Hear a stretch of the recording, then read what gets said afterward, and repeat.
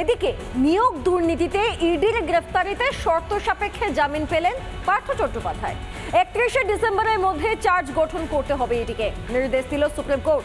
জামিন পেলেও এখনই জেল মুক্তি নয় পার্থর।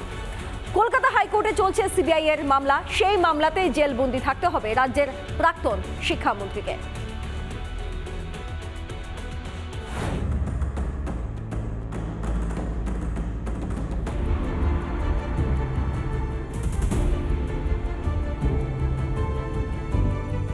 ইডির মামলায় পার্থ চট্টোপাধ্যায়ের জামিন মঞ্জুর করল সুপ্রিম কোর্ট। শর্ত সাপেক্ষে জামিন দিল দেশের শীর্ষ আদালত। 31শে ডিসেম্বরের মধ্যে চার্জ গঠনের নির্দেশ ইডিকে।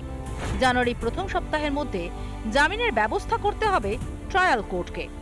এখানে আইনের জয় হয়েছে এবং সেই আইনের জয়ে আলটিমেটলি দুপক্ষের উপরে বেশ কিছু দায়িত্ব পড়তেছে। এটা অবশ্যই একটা চ্যালেঞ্জ এনফোর্সমেন্ট ডিরেক্টরের ক্ষেত্রে এবং ওনাদের উপর অনেকটা এই মামলার রায়ে ওনাদের উপরেও অনেকটা দায়িত্ব পড়তে। পার্থ চট্টোপাধ্যায় যে সিবিআই গ্রেপ্তারি, সেই সিবিআই গ্রেপ্তারিতে যে জামিন মামলার শুনানি তা এখনও চলছে কলকাতা হাইকোর্টে বিচারপতি তপব্রত চক্রবর্তীর এজলাসে।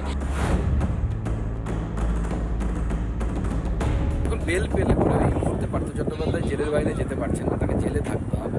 আর জেল থেকে বেরোনোরও কোনো সম্ভাবনা নেই, কারণ ওই ফেব্রুয়ারির 25 তারিখের মধ্যে আমার মনে হয় ইডি চার্জশিট দিয়ে সমস্ত তথ্য প্রমাণ দিয়ে প্রমাণ করে দেবে। কারণ অলরেডি তো প্রমাণিত, ওনার বান্ধবীর বাড়ি থেকে 51 কোটি টাকা পাওয়া গেছে দুটো ফ্ল্যাট থেকে। আর কি প্রমাণ করার প্রয়োজন আছে? জেলে থাকবে এরপরে।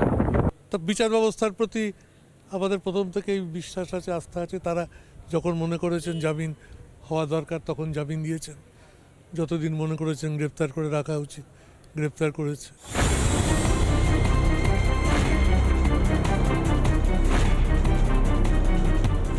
ইডি মামলায় জামিন পেলেও কোনো সরকারি পদে থাকতে পারবেন না পার্থ চট্টোপাধ্যায়, জানিয়েছে শীর্ষ আদালত।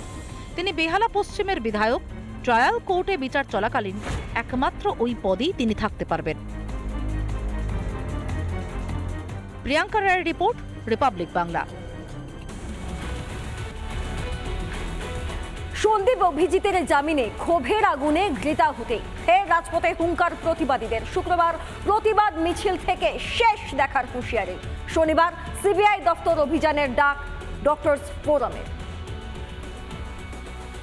বিচারের দাবিতে ফের রাজপথে যদি দেখা যায় এই মুহূর্তে জুনিয়র ডক্টর সহ যারা হাসপাতালের হেলথ স্টাফরা রয়েছে।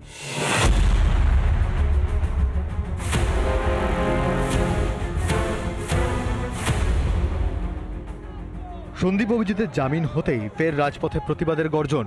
শুক্রবার অভয়ার বিচার চেয়ে পথে নামলেন চিকিৎসক, সাধারণ মানুষরা। মিছিল থেকে বিচার চেয়ে সোচ্চার জুনিয়র চিকিৎসকরা। এখানে কখনো কেউ বিচার কাউকে পাইয়ে দেয় না, বিচার নিজের বিচার নিজেকে ছিনিয়ে নিতে হয়। সন্দীপের জামিনে সাময়িক হতাশ হলেও হাল ছাড়তে নারাজ চিকিৎসক মহল। জুনিয়রদের পাশে দাঁড়িয়ে শনিবার সিবিআই দপ্তর অভিযানের ডাক ডক্টরস ফোরামের।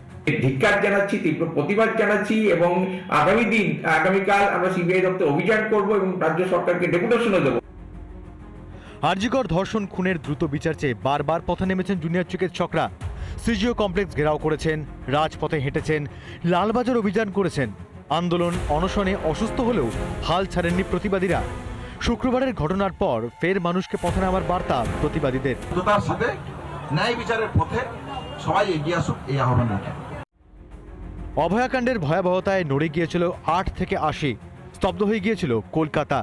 অভয়ার বিচার চেয়ে রাত দখলে জড়ো হয়েছিলেন কাতারে কাতারে মানুষ।